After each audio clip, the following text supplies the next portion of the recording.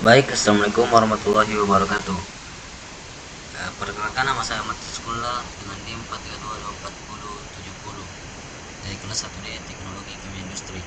Adapun pada kali ini tugas video dari dari mata kuliah termodinamika. Baik, pada video kali ini itu pengantar hukum kedua termodinamika dan entropi. Adapun hukum pertama termodinamika, yaitu energi tidak dapat diciptakan dan tidak dapat dimusnahkan. Energi hanya dapat diubah dari satu bentuk ke bentuk yang lainnya. Adapun keterbatasan, hukum pertama hanya menjelaskan kontribusi awal dan akhir tetap sama, yaitu adapun tidak menjelaskan arah suatu proses, bagaimana proses itu terjadi, apakah proses itu terjadi secara spontan atau tidak. Adapun pengantar hukum kedua termodinamika, yang pertama skema reservoir panas dan dingin dengan kerja W dan transfer panas Q. Yang kedua pernyataan kunci hukum 2 termodinamika, yaitu kalor mengalir secara alami dari benda yang bersuhu tinggi ke benda yang bersuhu rendah dan tidak dapat mengalir secara alami pada arah sebaliknya. Adapun pernyataan hukum kedua termodinamika dari Clausius dan Kelvin Planck. Adapun pernyataan dari Clausius, yaitu tidak mungkin membuat suatu mesin yang bekerja dalam suatu siklus di mana kalor diserap dari suatu reservoir bersuhu rendah dan dilepaskan ke reservoir bersuhu tinggi tanpa memerlukan usaha luar. Kemudian pernyataan dari Kevin Planck, yaitu tidak mungkin membuat suatu mesin bekerja dalam satu siklus di mana seluruh kalor yang diserap dari reservoir suhu tinggi diubah seluruhnya menjadi usaha tanpa membuang sebagian kalor ke reservoir bersuhu rendah. Adapun kemudian spontanitas dari proses spontan, yaitu proses yang terjadi secara spontan di alam berlangsung menuju kesetimbangan. Adapun contohnya, yaitu air mengalir dari tempat yang tinggi ke tempat yang lebih rendah.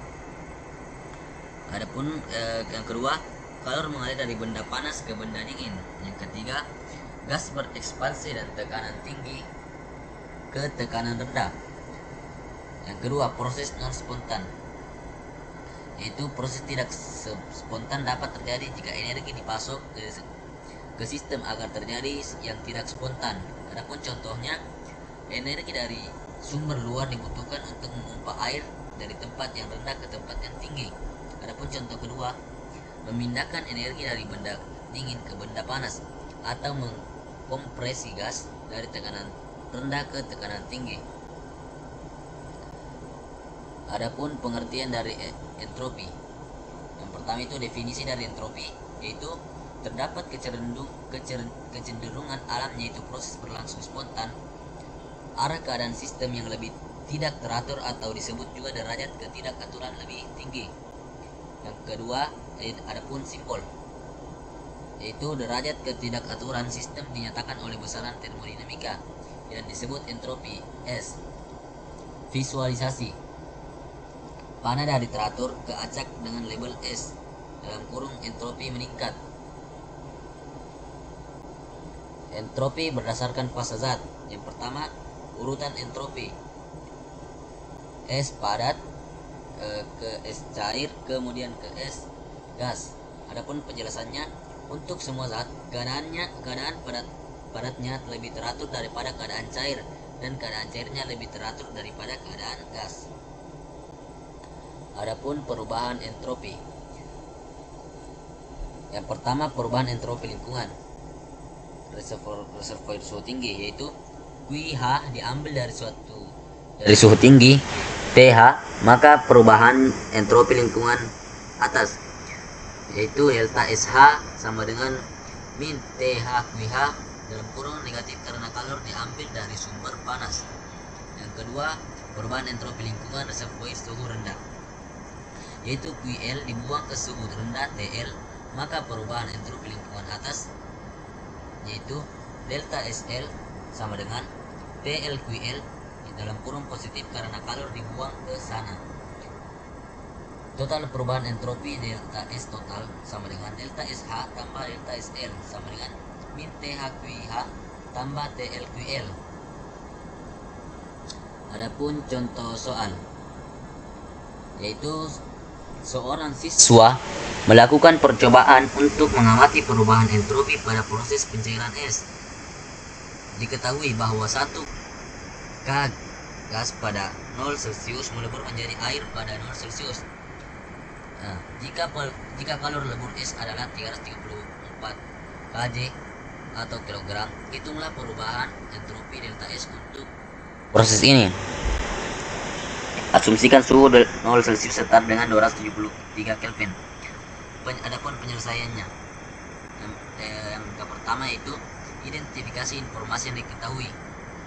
Nah, massa S ditandai dengan M sama dengan 1 kg.